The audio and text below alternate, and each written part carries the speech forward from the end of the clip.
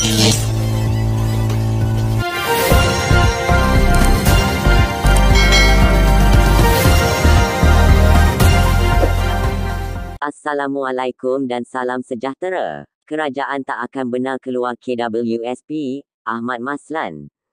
Kuala Lumpur, kerajaan ketika ini kekal berpendirian untuk tidak membenarkan pengeluaran wang kumpulan wang simpanan pekerja KWSP, termasuk secara bersasar sebaliknya akan menggunakan kaedah lain bagi membantu golongan rakyat yang terkesan. Timbalan Menteri Kewangan, Datuk Seri Ahmad Maslan, berkata kebenaran bagi pengeluaran KWSP sudah diberikan sebanyak 4 kali ketika pandemik COVID-19 sebelum ini dan negara yang melakukan perkara sama turut tidak lagi membenarkan pengeluaran wang caruman itu.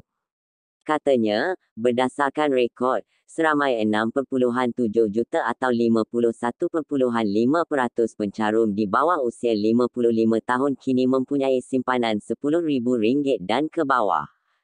Saya kira dalam belanjawan 2023 yang akan dibentangkan Jumaat ini, sebagaimana yang dijanjikan Perdana Menteri, Datuk Seri Anwar Ibrahim, ada kaedah lain untuk membantu kumpulan ini. Apabila kita melihat kepada angka, mereka yang layak untuk membuat pengeluaran sebenarnya mereka tidak mahu keluarkan pun, masalahnya bagi yang sikit simpanan, makin sikit pengeluaran untuk dilakukan. Walaupun mereka akan ada gaji, tapi struktur gaji di Malaysia ini adalah rendah. Kita ingin pastikan rakyat berpendapatan tinggi, maka KWSP mereka merentas kaum juga akan tinggi dan ini antara perkara utama yang ingin kita lakukan, katanya. Beliau berkata demikian pada sesi penggulungan perbahasan titah diraja bagi Kementerian Kewangan di Dewan Rakyat, hari ini.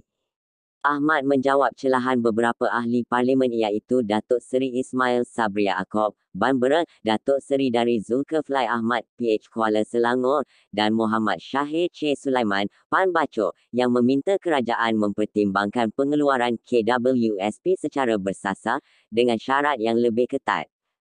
Sementara itu, Ahmad Maslan berkata Malaysia dijangka tidak akan mengalami kegawatan ekonomi pada tahun ini, berdasarkan momentum pertumbuhan ekonomi Malaysia yang masih kekal positif, terutama disokong permintaan domestik yang stabil, khususnya perbelanjaan swasta.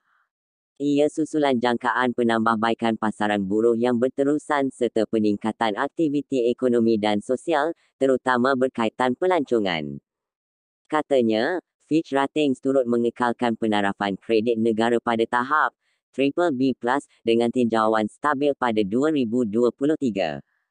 Ini mencerminkan keyakinan terhadap pentadbiran kerajaan dan kekuatan pemulihan ekonomi Malaysia serta daya tahan negara di tengah-tengah lanskap global yang tidak menentu dan sangat mencabar. Kerajaan akan terus mengambil langkah proaktif bagi meningkatkan daya tahan ekonomi dengan mempelbagaikan sumber pertumbuhan serta memastikan persekitaran kondusif bagi menarik minat pelabur asing dan domestik, terutama dalam bidang bernilai tambah tinggi yang dapat mewujudkan peluang pekerjaan dan berpendapatan tinggi, katanya. Selain itu, Ahmad berkata, kerajaan akan membentangkan akta tanggungjawab fiskal pada tahun ini, yang antara lain akan mengehatkan pinjaman kerajaan hanya bagi tujuan pembangunan dan kadar pembayaran khidmat hutang tidak lebih 15% daripada hasil. Dari segi tanggungjawab fiskal, kita tidak boleh meminjam untuk membayar gaji atau perbelanjaan mengurus OE, dan kita hanya meminjam untuk membayar perbelanjaan pembangunan Itu adalah garis panduan fiskal.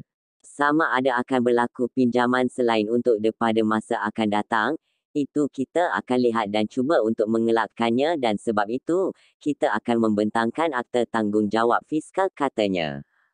Beliau menjawab celahan Datuk Seri Johari Abdul Ghani, Ban Titiwangsa, mengenai kemungkinan kerajaan akan menggubal undang-undang yang akan membolehkan pinjaman dibuat bagi menampung OE, berikutan pendapatan kerajaan tidak berganjak, sedangkan OE meningkat.